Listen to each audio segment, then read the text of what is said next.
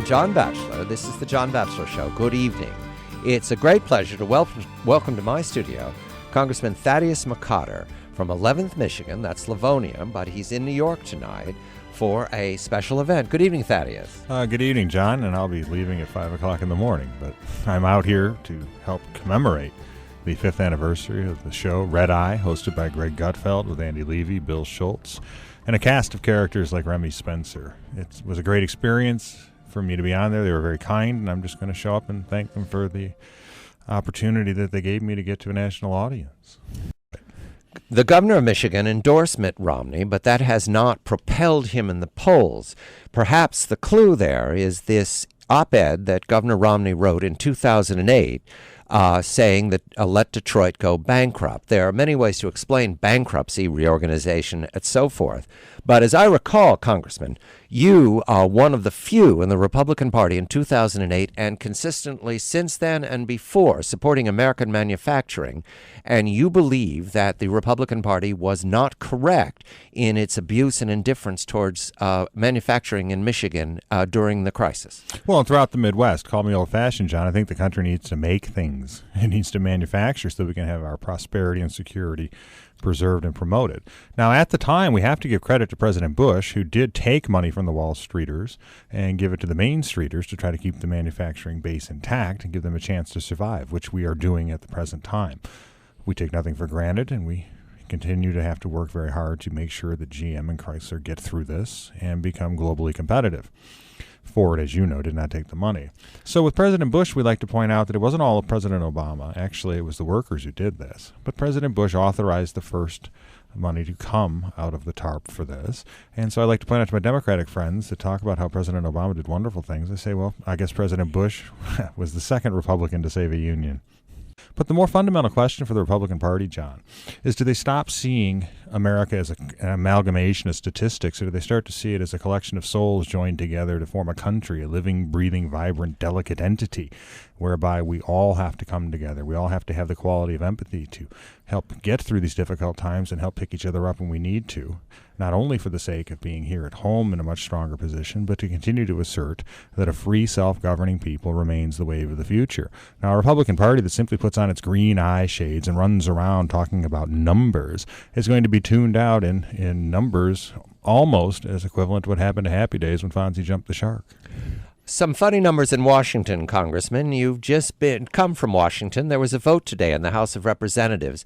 This has to do with, and excuse me if I don't get all the details down, over the 5 months of tangling between the Republicans of the House, the Democrats of the Senate, and the White House over the payroll tax deduction, a payroll tax suspension that continued for 2 months and now will continue for 10 more months, plus, and these are other matters, the extension of unemployment in certain high unemployment states, plus a Medicare patch for physicians, and I think there was also some attention to federal pensions. All of this took 2 months of additional wrangling with a lot of disenchantment with Congress in the United States. And within these last days, I learned that Senator Baucus, the Budget Committee, and Fred Camp of the House Ways and Means Committee came to a resolution to settle this and for the resolution to be passed, as it did in the House today, even though $150 billion bill does not have the pay for that we were told by Speaker Boehner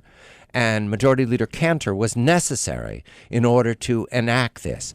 How do we understand what these last 5 months were about, Thaddeus? Well, the utmost respect for my colleague from Michigan, Ways and Means Chair Dave Camp. But what happened, John, is you saw a political decision by both the Republican and Democratic parties after a long period of walking through the corridors these past months to the tune of Tangled Up in Blue. They decided to untangle themselves, and the Democrats decided that they were not going to seek tax increases off the wealthy to help offset this payroll tax deduction. And what you saw from the Republicans was they came off the demand to offset it with spending reductions. To someone like me who understands that the payroll tax is going into dedicated entitlement spending, such as Social Security, you understand that when you do not offset that, they will then they will shift money from the general revenue, and then they will borrow general fund, and then they will borrow the money with interest. So in short, it's like a narcotic. Right now, people are going to feel good probably to the end of the year, and then they'll be worse off because not only will the tax man come back for the payroll tax to be raised to where it was, you'll still owe that interest on the money you borrowed in the last 24 months. A colleague of yours, Congressman, in discouragement, said to me that at least the president won't be able to continue to beat us over the head. He, a defender of the middle class, and us, cronies for the rich. But in any event, it is a puzzle to those of us to understand what is going on in Washington. And I was pointed to a problem that's developed for the Republican Party. Mr. Romney, Mr. Santorum, Mr. Paul, Mr. Gingrich, they're not speaking of this matter. It's as if they don't even know Washington is struggling over it. Is that a problem for the Republican Party, that the people who want to be president are not dealing with this red ink that you're struggling with?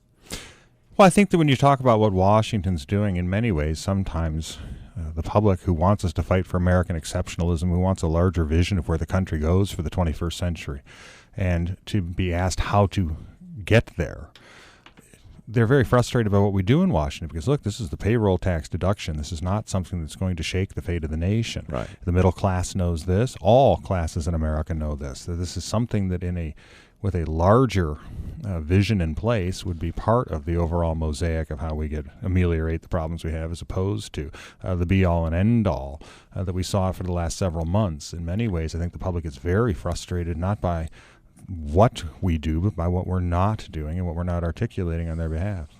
Congressman, you are joining the media big time. A new production, View from the Capitol, with your co-host Catherine Amenta, Washington D.C.'s News Channel's 8. A premiere? When's it showing? We started off in December. It's co-hosted by Ms.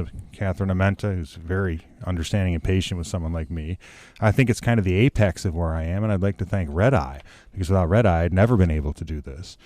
And so what we do is she has a very good way of looking at what real people want to find out about the Capitol. One of my favorite examples we've run so far is she had the idea of coming up with a designated survivor. As you know, since September 11th, 2 members of the House are chosen in the horrific event that the entire government is wiped out. So they're put in secret locations.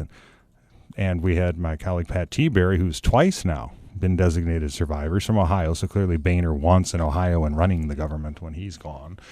And it was a very well-watched episode, and people would come in and say they never knew that. This next month, Ms. Amenta has us going to look at the interior of some people's offices, namely Colin Peterson from Minnesota, because most people don't get inside the inner office of their members. And finally, my favorite, which I think is coming up in March, is going to be where she decided that we were going to be Mythbusters.